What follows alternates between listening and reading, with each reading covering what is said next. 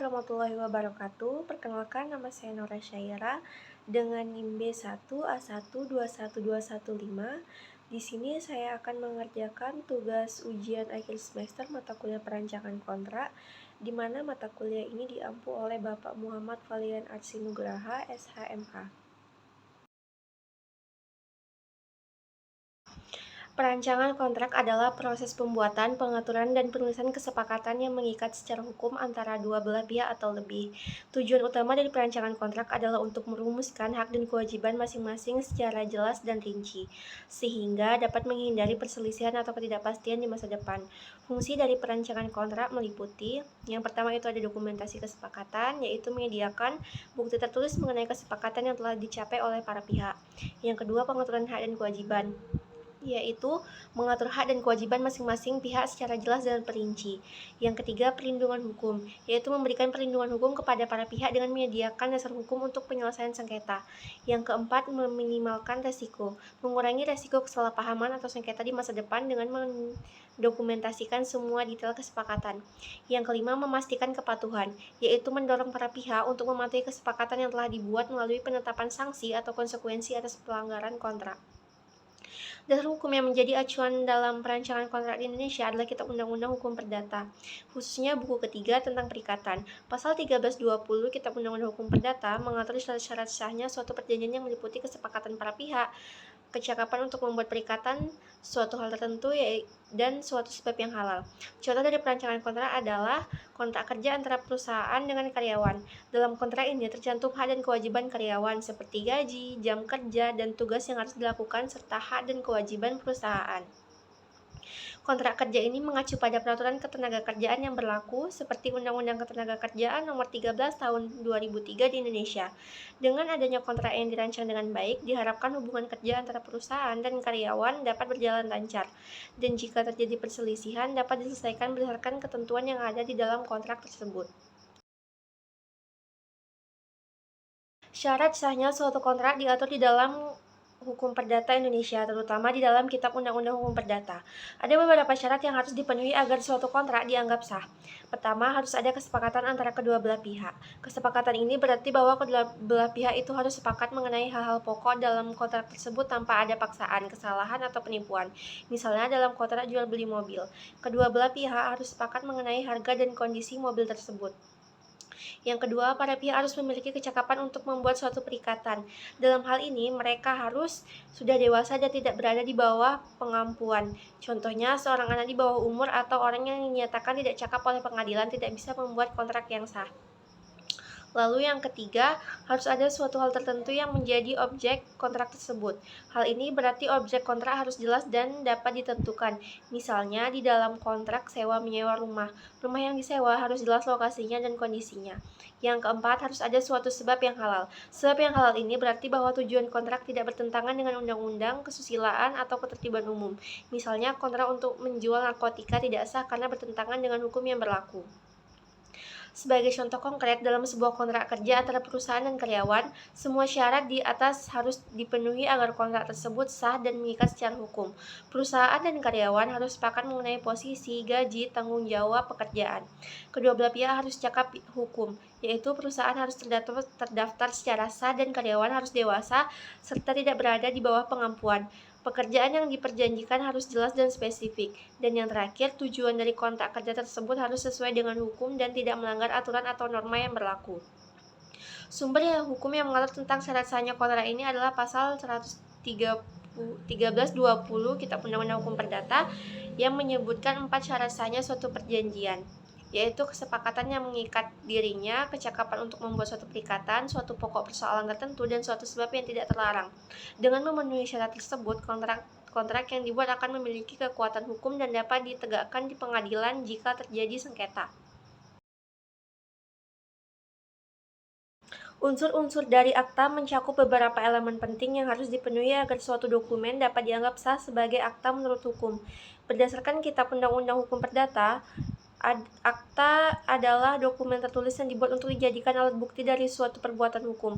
Unsur-unsurnya itu meliputi yang pertama identitas para pihak, yaitu akta harus mencantumkan identitas lengkap para pihak yang terlibat dalam perbuatan hukum tersebut, termasuk nama, alamat, dan informasi relevan lainnya. Yang kedua, perbuatan hukum yang diatur.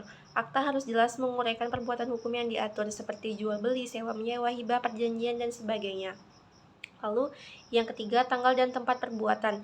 Akta harus mencantumkan tanggal dan tempat perbuatan dokumen tersebut untuk memastikan keabsahan waktu dan lokasi perbuatan hukum tersebut terjadi. Yang keempat, pernyataan atau kesaksian. Akta harus memuat pernyataan atau kesaksian dari pihak yang berwenang atau yang terlibat dalam perbuatan akta tersebut. Yang kelima, tanda tangan. Akta harus ditandatangani oleh para pihak yang terlibat serta saksi-saksi yang hadir jika diperlukan. Yang keenam, notaris atau pejabat yang berwenang. Untuk akta otentik, akta harus dibuat di hadapan notaris atau pejabat berwenang lainnya yang ditunjuk oleh hukum. Dasar hukum pembuatan akta dapat ditemukan pada pasal 1868 Kitab Undang-Undang Hukum Perdata, yang menyatakan bahwa akta otentik adalah akta yang dibuat dalam bentuk yang ditentukan oleh undang-undang, oleh atau di hadapan pejabat umum yang berwenang untuk itu di tempat akta itu dibuat. Selain itu, pasal 1869 Kitab Undang-Undang Hukum Perdata menjelaskan bahwa akta yang tidak memenuhi syarat-syarat sebagai akta otentik tetapi dibuat dan ditandatangani oleh para pihak yang bersangkutan disebut sebagai akta di bawah tangan. Contoh dari akta adalah akta jual beli tanah yang dibuat di hadapan notaris. Dalam akta ini tercantum identitas penjual dan pembeli, deskripsi tanah yang dijual, harga jual beli, tanggal dan tempat penandatanganan, serta tanda tangan oleh para pihak dan notaris. Akta ini memberikan kepastian hukum mengenai kepemilikan tanah dan dapat digunakan sebagai alat bukti yang sah jika terjadi sengketa di kemudian hari. Dengan memenuhi unsur-unsur tersebut, akta menjadi dokumen yang menjadi kekuatan hukum yang kuat dan dapat digunakan sebagai alat bukti dalam proses hukum.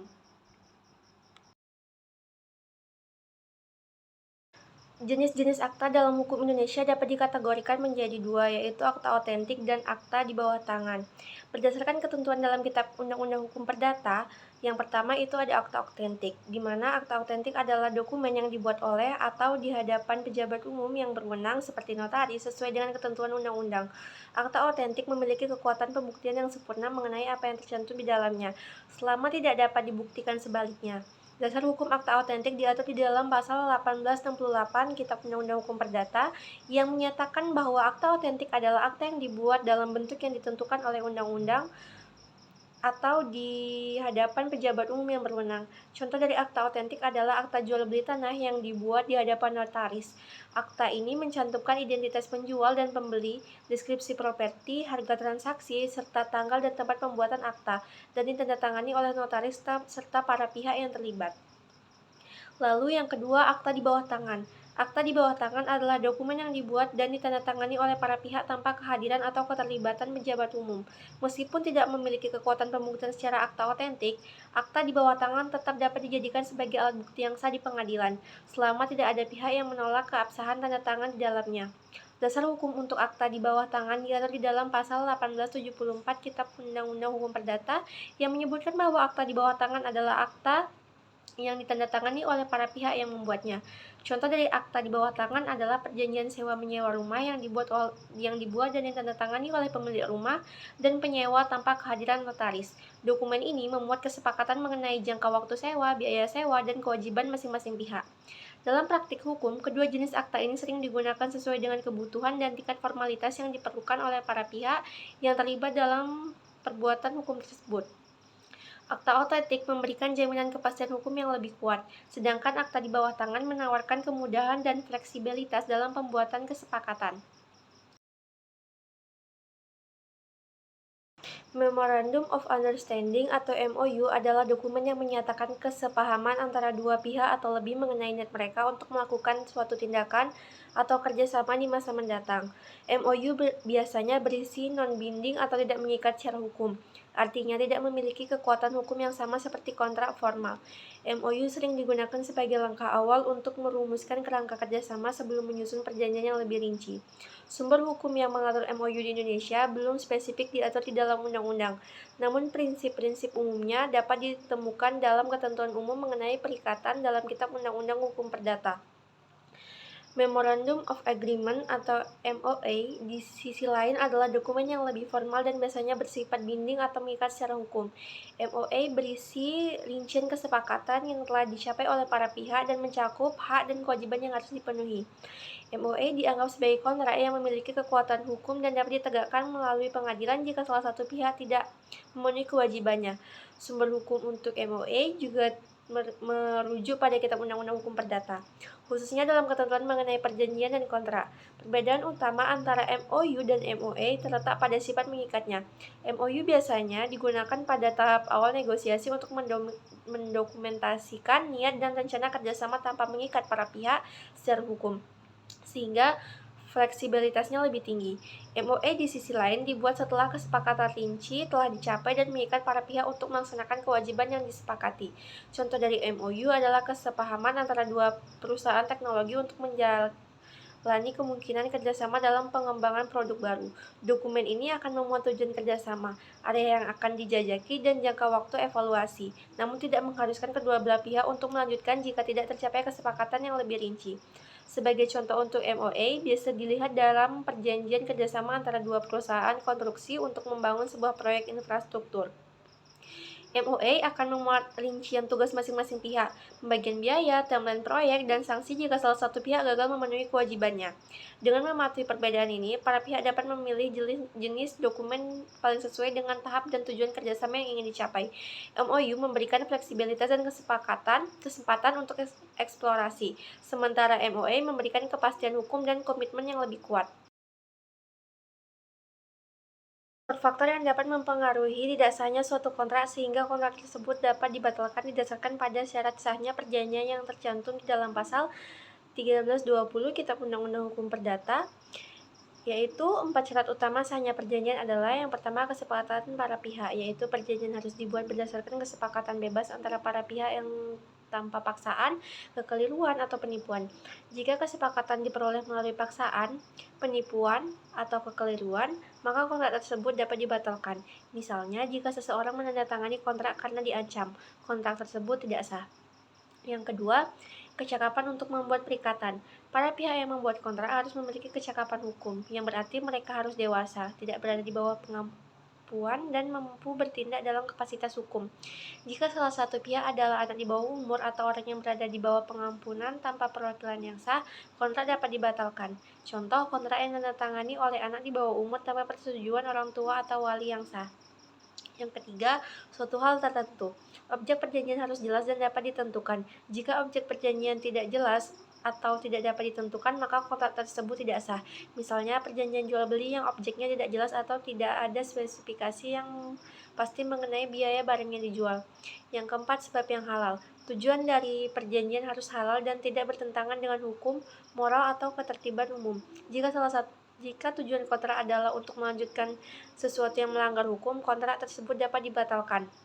Misalnya, perjanjian untuk melakukan kegiatan ilegal seperti perdagangan narkoba. Jika salah satu atau lebih syarat-syarat tersebut tidak terpenuhi, maka kontrak tersebut dianggap tidak sah atau dapat dibatalkan atau voidable. Sebagai contoh, dalam kasus Yayasan Pendidikan Sosial Budaya Pencasaksi versus PT Indo Rama Sintetis Tbk, putusan Mahkamah Agung nomor 104 PK/PDT/2006, perjanjian jual beli saham dibatalkan karena terjadi kekeliruan mengenai objek perjanjian. Dengan memastikan faktor-faktor ini, para pihak dapat lebih berhati-hati dalam membuat kontrak untuk memastikan semua syarat sahnya perjanjian terpenuhi, sehingga menghindari resiko pembatalan kontrak di kemudian hari. Unsur-unsur perancangan kontrak mencakup berbagai elemen penting yang harus diperhatikan agar kontrak tersebut sah, jelas, dan mengikat secara hukum. Berdasarkan ketentuan di dalam Kitab Undang-Undang Hukum Perdata, khususnya pasal 1320, berikut adalah unsur-unsur perancangan kontrak beserta sumber hukum dan contohnya. Yang pertama, kesepakatan para pihak, yaitu pihak yang terlibat harus mencapai kesepakatan bebas tanpa adanya paksaan, kekeliruan, atau penipuan.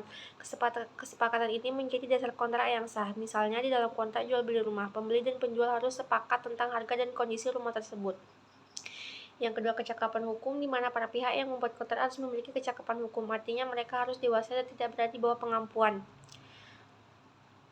Ketidakcakapan ini diatur di dalam pasal 1320 Kitab Undang-Undang Hukum Perdata yang menyatakan bahwa kontrak sah jika dibuat oleh orang-orang yang berwenang menurut hukum. Contohnya, kontrak kerja yang sah hanya dapat dibuat oleh individu yang telah mencapai usia dewasa. Yang ketiga, suatu hal tertentu. Objek perjanjian harus jelas dan dapat ditentukan. Misalnya, di dalam kontrak sewa mobil, jenis dan spesifikasi mobil yang disewakan harus dijelaskan dengan rinci. Yang keempat, sebab yang halal. Tujuan dari kontrak harus legal dan tidak bertentangan dengan hukum atau moral yang berlaku. Hal ini berarti kontrak tidak boleh digunakan untuk tujuan yang melanggar hukum atau ketertiban umum, misalnya kontrak untuk membuka bisnis yang sah seperti restoran, bukan untuk kegiatan ilegal. Selain keempat unsur tersebut, perancangan kontrak yang baik juga harus mencakup elemen-elemen tambahan. Yang kelima, tata bahasa yang jelas. Bahasa yang digunakan dalam kontrak harus jelas dan tidak ambigu. Ini penting untuk menghindari kesalahpahaman dan sengketa di masa depan. Misalnya dalam kontrak kerja, deskripsi pekerjaan harus ditulis dengan jelas untuk menghindari kebingungan mengenai tanggung jawab karyawan.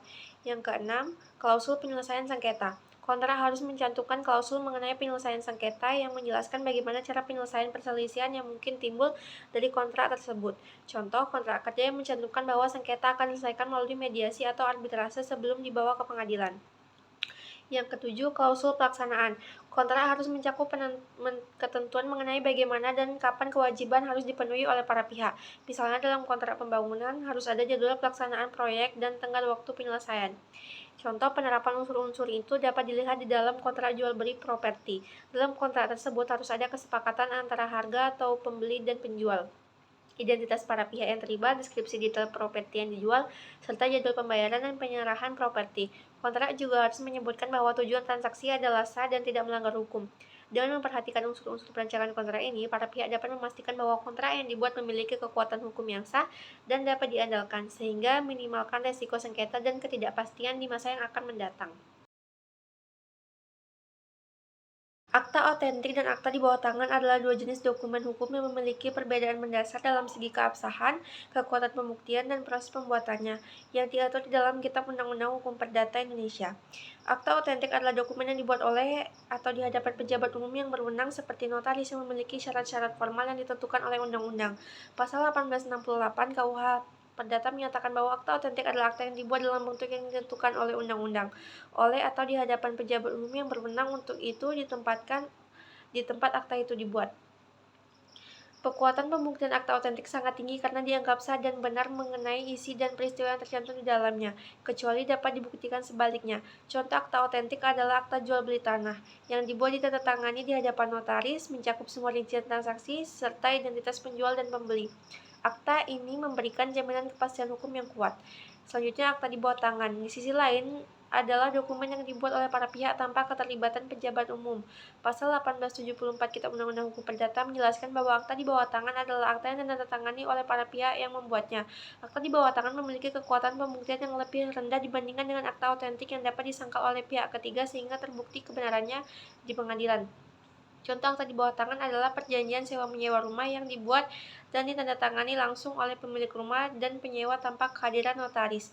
Meskipun sah secara hukum, akta ini membuat pengesahan tambahan untuk meningkatkan kekuatan buktinya, misalnya melalui pengakuan tanda tangan oleh kedua belah pihak di depan notaris. Perbedaan utama antara kedua jenis akta ini terletak pada yang pertama, proses pembuatan. Akta otentik dibuat di hadapan pejabat umum yang berwenang, sementara akta di bawah tangan dibuat secara pribadi oleh para pihak tanpa keterlibatan pejabat umum. Yang kedua, kekuatan pembuktian. Akta otentik memiliki kekuatan pembuktian yang lebih kuat dan lebih sulit disangkal dibandingkan dengan akta di bawah tangan. Yang ketiga, keabsahan hukum. Akta otentik dianggap memiliki keabsahan hukum yang lebih tinggi karena memenuhi syarat formal yang ditentukan oleh undang-undang, sedangkan akta di bawah tangan lebih rentan terhadap penolakan dan memerlukan pengesahan tambahan untuk memperkuat keabsahannya. Dengan memahami perbedaan ini, pihak-pihak yang terlibat di dalam suatu perjanjian dapat memilih jenis akta yang dibuat sesuai dengan kebutuhan mereka, berdasarkan tingkat kepastian hukum dan kekuatan pembuktian yang diinginkan. Prestasi dalam konteks hukum kontrak adalah kewajiban yang harus dipenuhi oleh para pihak yang terlibat di dalam perjanjian. Istilah ini berasal dari pasal 1234 Kitab Undang-Undang Hukum Perdata, yang menyatakan bahwa prestasi adalah hal yang harus diberikan, dilakukan, atau tidak dilakukan oleh pihak yang berhutang kepada pihak yang berpiutang. Prestasi merupakan inti dari perjanjian, mencerminkan apa yang disepakati oleh para pihak untuk dilakukan atau tidak dilakukan dalam rangka memenuhi kewajiban kontraktual mereka. Wujud dari prestasi dalam suatu kontrak dapat berupa yang pertama memberikan sesuatu. Ini berarti pihak yang berhutang harus menyerahkan suatu benda atau hak kepada pihak yang berpiutang. Misalnya, dalam kontrak jual beli mobil, prestasi penjual adalah menyerahkan mobil tersebut kepada pembeli setelah pembayaran dilakukan. Contoh lain adalah penyerahan sertifikat tanah dalam transaksi jual beli properti, melakukan sesuatu yang properti. Yang kedua, melakukan sesuatu. Dalam hal ini, pihak yang berhutang harus melakukan suatu tindakan atau jasa tertentu. Misalnya dalam kontrak kerja, prestasi karyawan adalah melakukan tugas-tugas yang ditentukan oleh majikan sesuai dengan ketentuan kontrak kerja. Contohnya adalah seorang kontraktor yang harus menyelesaikan proyek konstruksi dengan spesifikasi dan jadwal yang disepakati. Lalu yang ketiga, tidak melakukan sesuatu. Ini berarti pihak yang berhutang harus menahan diri dari melakukan tindakan tertentu yang dapat merugikan pihak lain, misalnya dalam perjanjian non-kompetisi. Seorang karyawan yang meninggalkan perusahaan dilarang untuk bekerja di perusahaan pesaing dalam jangka waktu tertentu setelah berhenti bekerja. Sumber hukum yang mengatur prestasi dalam kontrak terutama terdapat di dalam pasal 1234 hingga pasal 1238 Kitab Undang-Undang Hukum Perdata. Pasal 1234 menjelaskan jenis-jenis prestasi, sedangkan pasal 1238 menjelaskan bahwa pihak yang tidak memenuhi prestasi atau terlambat memenuhinya dianggap bukan prestasi atau breach of contract, yang dapat dituntut ganti rugi oleh pihak yang dirugikan. Contoh penerapan konsep prestasi dapat dilihat dalam kontrak pembangunan gedung antara pemilik proyek dan kontraktor. Dalam kontrak tersebut, prestasi kontraktor adalah menyelesaikan pembangunan gedung sesuai dengan spesifikasi yang ditentukan dan dalam jangka waktu yang telah disepakati. Sementara itu, prestasi pemilik proyek adalah membayar kontraktor sesuai dengan ketahapan pembayaran yang telah ditentukan dalam kontrak. Dengan demikian, prestasi merupakan elemen vital dalam kontrak yang memastikan bahwa hak dan kewajiban para pihak terpenuhi sesuai dengan kesepakatan yang telah dibuat. Pemenuhan prestasi oleh semua pihak yang terlibat adalah kunci untuk menjaga hubungan kontraktual yang baik dan menghindari sengketa hukum. Wan prestasi adalah keadaan di mana salah satu pihak dalam sebuah kontrak tidak memenuhi atau gagal memenuhi kewajiban yang telah disepakati dalam perjanjian tersebut. Menurut pasal 1243 Kitab Undang-Undang Hukum Perdata, wan prestasi terjadi jika debitur tidak melakukan apa yang dijanjikan, melakukan sesuatu yang dilarang dalam kontrak atau melakukan hal yang dijanjikan tetapi tidak sesuai dengan yang diharapkan atau tidak tepat waktu. Konsekuensi dari wan prestasi bisa berupa kewajiban membayar ganti rugi, bunga, dan biaya yang timbul dari ketidakpatuhan tersebut. Contoh wan prestasi adalah ketika seorang kontraktor gagal menyelesaikan proyek pembangunan dalam waktu yang telah disepakati dalam kontrak. Perbuatan melawan hukum sebagaimana diatur di dalam pasal 1365 Kitab Undang-Undang Hukum Perdata adalah perbuatan yang melanggar hukum yang mengakibatkan kerugian pada pihak lain. Perbuatan melawan hukum mencakup tindakan yang melanggar undang-undang, melanggar hak orang lain, atau bertentangan dengan kewajiban hukum yang ada. Perbuatan melawan hukum tidak selalu berhubungan dengan pelanggaran kontrak, tetapi lebih luas mencakup berbagai tindakan yang menyebabkan kerugian secara umum. Contoh perbuatan melawan hukum adalah jika seseorang merusak properti milik orang lain atau melakukan penipuan yang merugikan orang lain. Perbedaan antara perbuatan melawan hukum dan wan prestasi adalah yang pertama dasar hukum. Wan prestasi berkaitan dengan pelanggaran kewajiban kontraktual yang diatur di dalam Kitab Undang-Undang Hukum Perdata pasal 1243, sedangkan perbuatan melawan hukum terkait dengan pelanggaran kewajiban umum dan hak orang lain diatur di dalam pasal 1365 Kitab Undang-Undang Hukum Perdata. Konteks wan prestasi terjadi dalam konteks hubungan kontraktual antara pihak yang telah membuat perjanjian. Sebaiknya perbuatan melawan hukum dapat terjadi dalam berbagai konteks, baik ada atau tidak adanya kontrak antara pihak-pihak yang terlibat.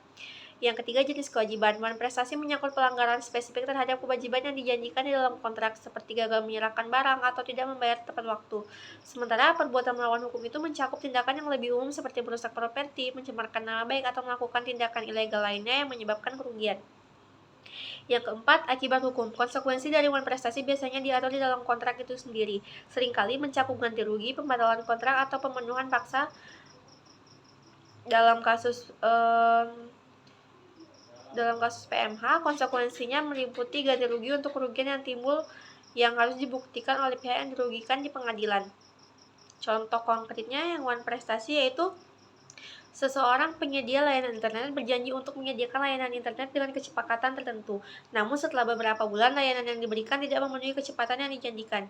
Penyediaan layanan tersebut dapat dianggap prestasi dan pelanggan bisa menuntut ganti rugi atau pemutusan kontrak. Selanjutnya, perbuatan melawan hukum atau PMH. Seseorang dengan sengaja merusak kendaraan milik orang lain yang diparkir di jalan. Tindakan ini tidak berkaitan dengan adanya kontrak antara pelaku dan korban, tetapi jelas melanggar hak kepemilikan korban dan pelaku dapat dituntut untuk membayar ganti rugi atas kerusakan yang disebabkan. Dengan memahami perbedaan prestasi dan perbuatan melawan hukum, para pihak dapat lebih jelas menilai dan menindaklanjuti pelanggaran yang terjadi, baik melalui jalur kontraktual maupun non-kontraktual sesuai dengan konteks dan jenis pelanggaran yang terjadi. Baiklah, sekian yang dapat saya sampaikan. Lebih dan kurangnya saya mohon maaf apabila ada kesalahan dalam pengucapan. Saya mohon maaf yang sebesar-besarnya. Wassalamualaikum warahmatullahi wabarakatuh.